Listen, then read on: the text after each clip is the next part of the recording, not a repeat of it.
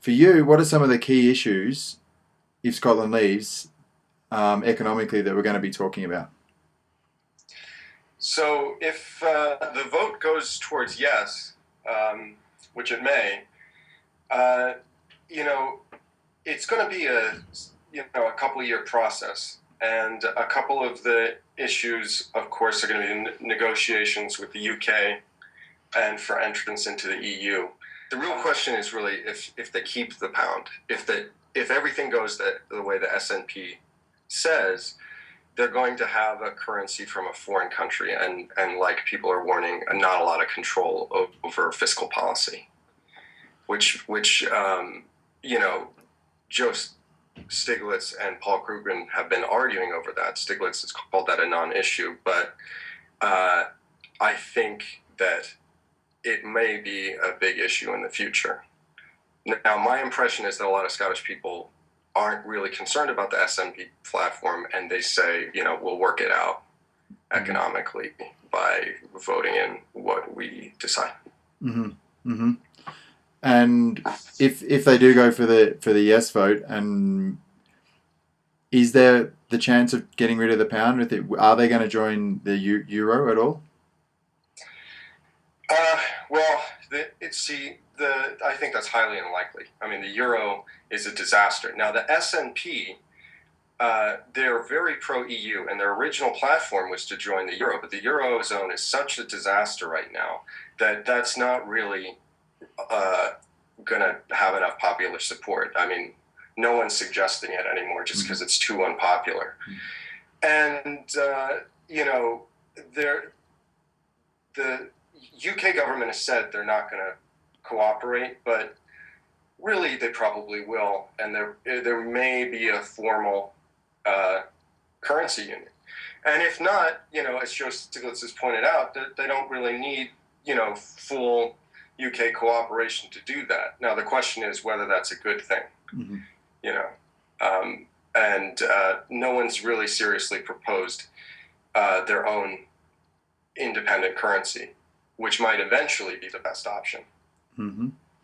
And leading on from that, with the current austerity measures going on within United Kingdom and Europe-wide, worldwide, if Scottish independence happened, would there be any shift away from austerity, from lowering taxation on corporates, or would they follow a similar line to their southern neighbours? Well, that's a complicated question, and I think that's at the core of the debate here.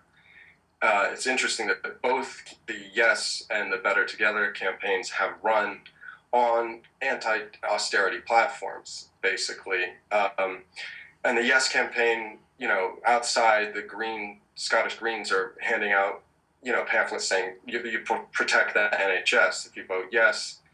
And the math in the Parliament is, we vote Labour, we'll be able to protect those things. But think tanks like the Institute for Fiscal Studies, the Better Together campaign keeps quoting numbers saying that numbers don't add up and you're really going to have problems. And a lot of that's fear tactics, but it may be, propaganda, but it has a lot of people scared. A lot of people are afraid of losing their pensions, or losing the NHS, or losing funding for other things. People are very concerned about how the very large and great university system is going to continue to be funded.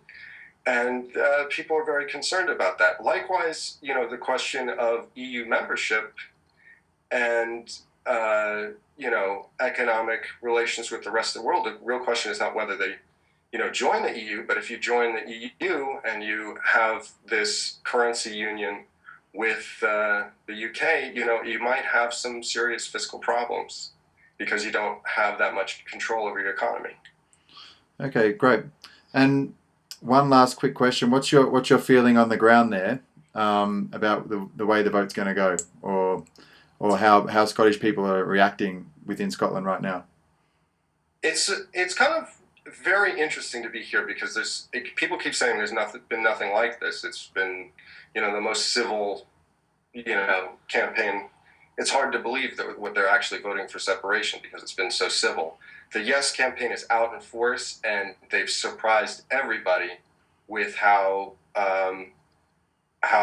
close they've gotten it, because everyone was thinking the No would have it in the bag, and that just shows how fed up people are in here with the UK government and austerity politics and the way things have been going since, I guess, Margaret Thatcher. But the polls still say that the No's have a pretty small but definite lead that keeps getting replicated in other polls. And there's a lot of undecideds, but those undecideds people think tend to lean No, but it's anybody's feeling. So people really don't know what's going to happen, and it's kind of a quiet day because there aren't exit polls. People are just going to vote and figure out what happens after 10 p.m. Okay, great. That was really good.